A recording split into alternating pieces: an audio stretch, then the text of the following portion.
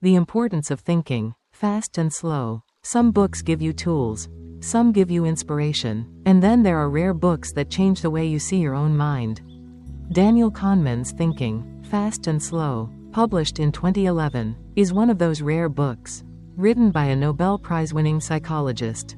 It has become a cornerstone for anyone who wants to understand how humans think, decide, and act. Why is this book so important? Because it reveals a simple but powerful truth. Your brain has two systems of thinking. System 1, fast, automatic, emotional, and intuitive. System 2, slow, deliberate, logical, and effortful. We like to think of ourselves as rational beings. But in reality, System 1 often runs the show. It makes quick judgments, jumps to conclusions, and relies on mental shortcuts. Sometimes that's helpful, it keeps us alive, helps us respond instantly, and saves energy. But other times, it leads to biases, mistakes, and flawed decisions. Kahneman's book is important because it exposes these invisible forces. It shows us why smart people make dumb mistakes, why we misjudge risks, why we get overconfident, why we fall for illusions, and why our decisions are often less rational than we believe.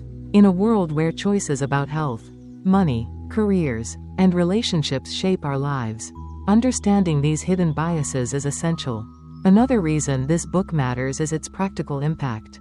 It isn't just theory, it has reshaped economics, business, politics, medicine, and even law. The insights from Thinking, Fast and Slow gave birth to the field of behavioral economics, which studies how psychology influences financial and social decisions. Governments use these ideas to design policies. Companies use them to improve marketing. Investors use them to avoid costly mistakes. For the everyday reader, the importance is even more personal. It helps you become aware of your own mind traps. When you know your brain's shortcuts, you can pause before making impulsive choices. You can challenge your assumptions.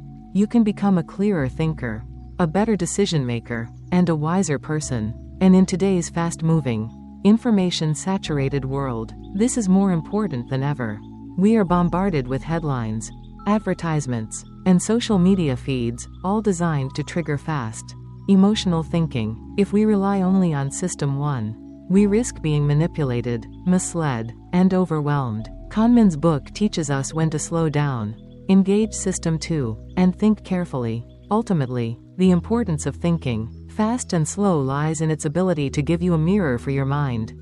It shows you how you think, why you think that way, and what you can do to improve. And once you see your own thought patterns clearly, you gain an incredible advantage, not just in your career or finances, but in every area of life.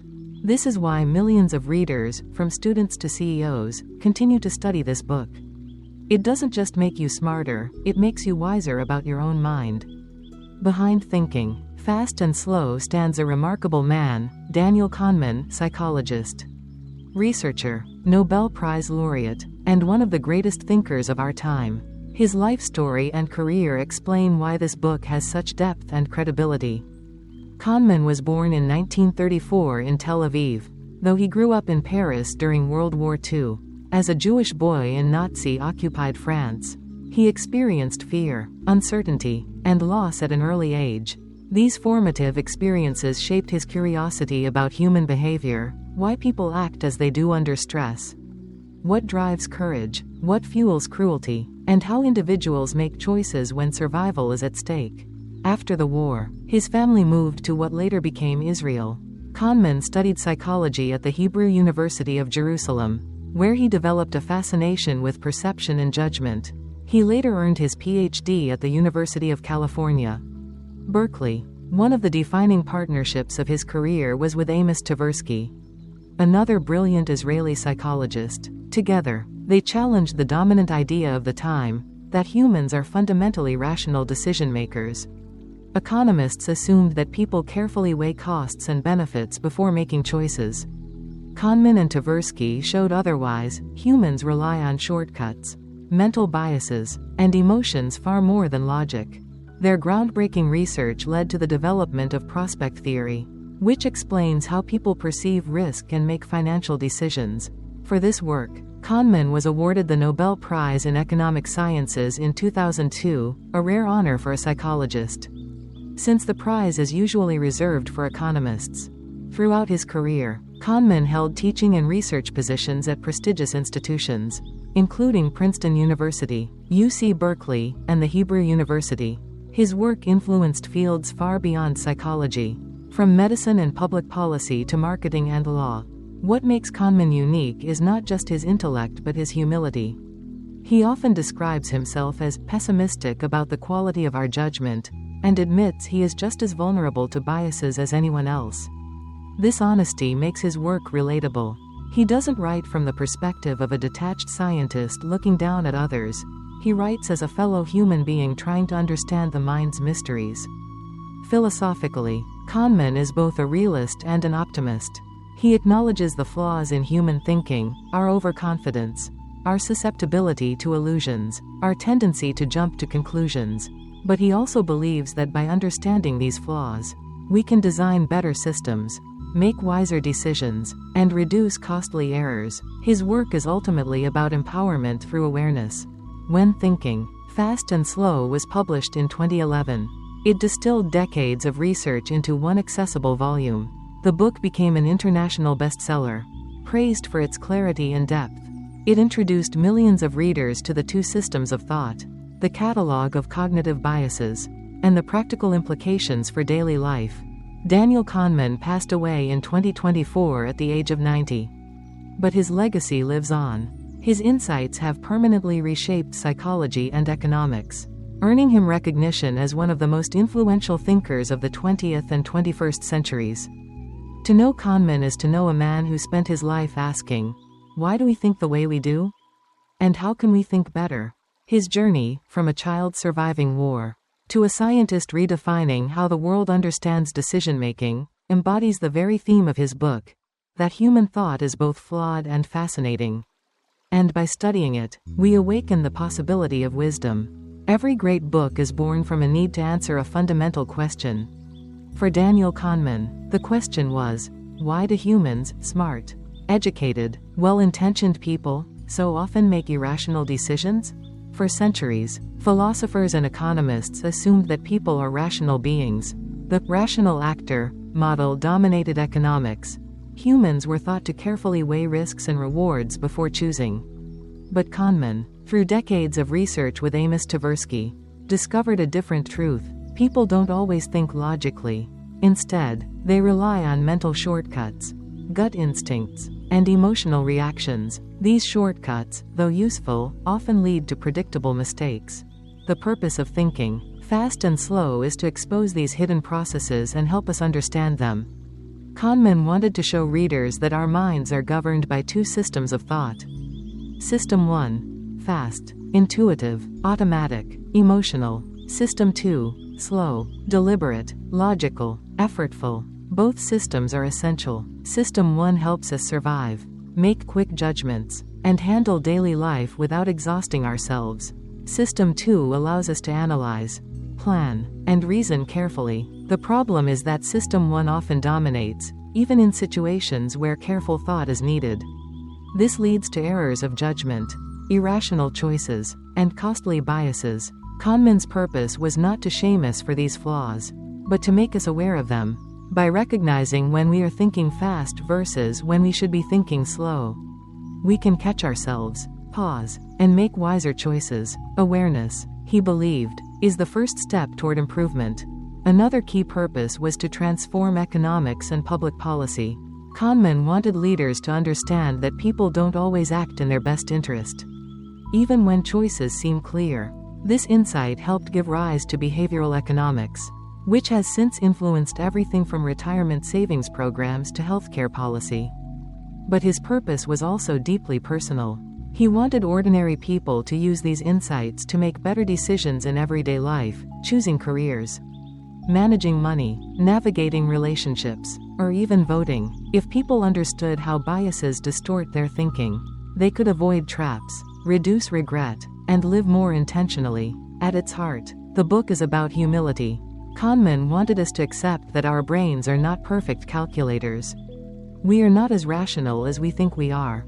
But that humility can become a strength when we acknowledge our blind spots. We open the door to better choices, wiser systems, and more compassionate understanding of human behavior. So the purpose of thinking fast and slow is threefold: to explain the two systems of thought that shape our decisions, to reveal the biases and errors that distort judgment, to empower readers to think more carefully, design better choices, and ultimately live with greater wisdom. In short, Kahneman wrote this book to help us do what he spent his life doing, to see the mind more clearly. And in seeing, to choose more wisely. The key lessons, how to apply them, and real-life illustrations. 1. The two systems of thinking. The lesson. Kahneman's central framework is that the mind operates with two systems. System 1. Fast, intuitive, automatic, emotional. It makes snap judgments, recognizes patterns, and helps us navigate daily life effortlessly. System 2. Slow, deliberate, logical, effortful. It analyzes, questions, and reasons, but it takes energy and often feels tiring. Most of the time, System 1 runs the show. That's efficient, but it also means we're vulnerable to biases and mistakes. How to apply. Before making an important decision, pause and ask, am I relying too much on intuition here? Should I engage System 2? Use System 1 for routine matters, but reserve System 2 for decisions about money, health, or relationships. Practice mindfulness. Notice when you're jumping to conclusions. Illustration. When driving a familiar route, you're in System 1, but when solving a complex math problem, you need System 2. Problems arise when we use System 1 where System 2 is required, like investing impulsively or judging someone based on first impressions. 2. Cognitive biases. The traps of System 1. The lesson. System 1 often relies on shortcuts, which Kahneman calls heuristics. They save time but also lead to predictable errors, cognitive biases. Some key biases include anchoring, relying too heavily on the first piece of information we hear. Availability heuristic, judging likelihood by how easily examples come to mind. Confirmation bias, seeking information that confirms what we already believe. Overconfidence, believing we know more than we do. How to apply. When making decisions, deliberately seek disconfirming evidence. Ask, am I being influenced by an anchor or vivid example that may not reflect reality? Slow down when stakes are high. Bias thrives in speed. Illustration. In one experiment, people asked to estimate the number of African nations in the UN gave higher numbers if a roulette wheel had just landed on 65 compared to when it landed on 10. That random number acted as an anchor. This shows how arbitrary influences can distort judgment without us realizing it. 3. Loss aversion and prospect theory. The lesson. Kahneman and Tversky discovered that losses loom larger than gains. Losing $100 feels more painful than gaining $100 feels pleasurable. This is why people often avoid risks, even when the odds are in their favor. How to apply. Recognize when fear of loss is preventing you from seizing a good opportunity. Frame choices differently. Instead of seeing it as a risk of losing, reframe it as a chance to win. In negotiations, understand that others will resist losses more strongly than they pursue gains. Structure your offer accordingly. Illustration. Investors often hold on to losing stocks too long because selling locks in a loss. They prefer to gamble on recovery rather than accept the pain of losing. Prospect theory explains this behavior and helps investors make rational choices. 4. The halo effect and first impressions. The lesson. System 1 tends to form quick impressions, then fills in details to match them. If someone seems confident, we assume they're competent. If a company has one successful product, we assume all its products are good. This is the halo effect. How to apply. Challenge first impressions. Ask yourself, what evidence actually supports this judgment? Separate one trait from others, e.g. charisma does not equal competence. Delay snap judgments when possible. Illustration. Steve Jobs was famous for a reality distortion field. His charisma created a halo effect that made people believe in his ideas. While this sometimes drove innovation, it also blinded colleagues to flaws. 5. Overconfidence and the illusion of understanding. The lesson. Humans are notoriously overconfident. We think we understand the past better than we really do, and we believe we can predict the future more accurately than we can. Kahneman calls this the illusion of understanding. How to apply. In planning, use the outside view. Look at how similar projects fared, rather than trusting your gut. Assume uncertainty. Ask, what could go wrong? What don't I know? Make decisions probabilistically. Think in terms of odds, not certainties. Illustration. Kahneman studied how experts, like financial analysts, often fail to outperform chance despite high confidence. Their predictions felt convincing but weren't more accurate than random guesses. Awareness of overconfidence helps us stay humble. 6. The planning fallacy. The lesson. People consistently underestimate how long tasks will take, even when they know similar tasks have taken longer in the past. This is the planning fallacy. How to apply. Always double your initial time estimate for big projects. Ask, what happened the last time I attempted something similar? Build buffers into your plans. Illustration. Students asked to estimate when they'd finish their thesis almost always predicted earlier dates than reality. The same happens in business projects, leading to delays and overruns. By using the outside view, teams can plan more realistically. 7. The role of intuition. The lesson. Not all intuition is bad. In fields where people have true expertise, chess, firefighting, surgery, intuition can be powerful, but in areas of uncertainty, finance, politics, intuition is often unreliable. How to apply. Trust intuition when you have years of experience in a domain with consistent feedback. Be skeptical of intuition in unpredictable environments. Balance intuition with analysis. Illustration. A firefighter once pulled his crew out of a house seconds before it collapsed. Sensing something was wrong, his intuition was based on years of experience detecting subtle cues. Contrast that with stock market predictions, where intuition is no more accurate than chance. 8. Experiencing self versus remembering self. The lesson. Kahneman distinguishes between two versions of ourselves. Experiencing self lives in the present moment, feels happiness and pain. Remembering self tells the story of our lives, and it often judges experiences differently. For example, a vacation may have many joyful moments, but if it ends badly, the remembering self calls it a bad trip. How to apply. Be aware that your memories are not always faithful reflections of experiences. When making choices, like medical treatments or vacations, decide whether to prioritize the experiencing self, moment-to-moment comfort, or the remembering self, lasting story. Design experiences that end well. Endings shape memory powerfully. Illustration. Patients undergoing painful medical procedures reported the overall experience as less awful if the procedure ended on a less painful note, even if the total duration was longer. This peak-end rule shows how memory can distort reality. Pulling it all together. The lessons of thinking, fast and slow, can be summarized in 3 words. Awareness creates wisdom. Be aware of when you're in System 1 or System 2. Be aware of biases that distort judgment. Be aware of overconfidence and illusions of certainty. Be aware that your remembering self often edits reality. Once you know these truths, you can pause before deciding, question your assumptions, and design better choices. You won't eliminate biases, but you will reduce their power. And that small shift can change everything, from how you invest, to how you plan, to how you live. When you finish Daniel Kahneman's Thinking, Fast and Slow, you realize something profound. Your mind is not a perfectly rational machine, it is a storyteller, a shortcut maker, a guesser, and yet, within that imperfection lies extraordinary potential. Kahneman's research humbles us. It shows that even the smartest people fall into traps, anchoring, overconfidence, loss aversion, planning fallacies. We are not immune to bias just because we know about it. Awareness is not a cure, but it is a compass. By recognizing our limits, we gain the power to make wiser choices.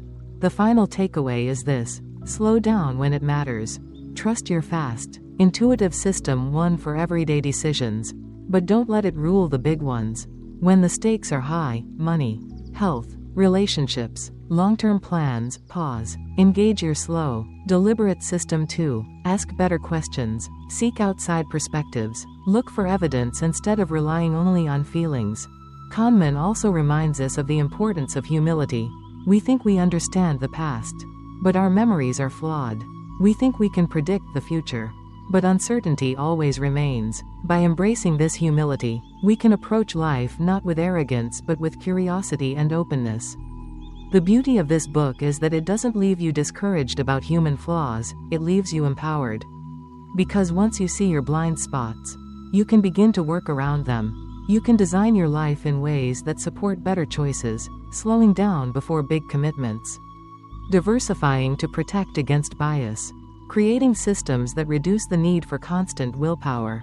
And perhaps the most inspiring lesson is that wisdom isn't about knowing all the answers, it's about knowing how your mind works. When you understand your fast and slow thinking, you don't just make better decisions, you live with greater awareness, patience, and clarity. Sparkles imagine a life where you don't rush blindly into mistakes, where you recognize when your intuition is misleading you, where you plan realistically, invest wisely, and make choices rooted not in fear but in clarity. That's what Kahneman's work offers. Your thoughts shape your destiny, but only if you learn to master them. Don't let fast, impulsive thinking run your life unchecked. Use it when it serves you, but balance it with the discipline of slow, deliberate reflection. That balance is where wisdom lives. Right finger if this message inspired you. Don't stop here. Subscribe to Awaken Greatness for more powerful lessons from the world's greatest books. Speech balloon and share your voice. What's one decision in your life where slowing down could make all the difference? Comment below. Your story might be the insight someone else needs today. This is your time. This is your opportunity. Welcome to Awaken Greatness.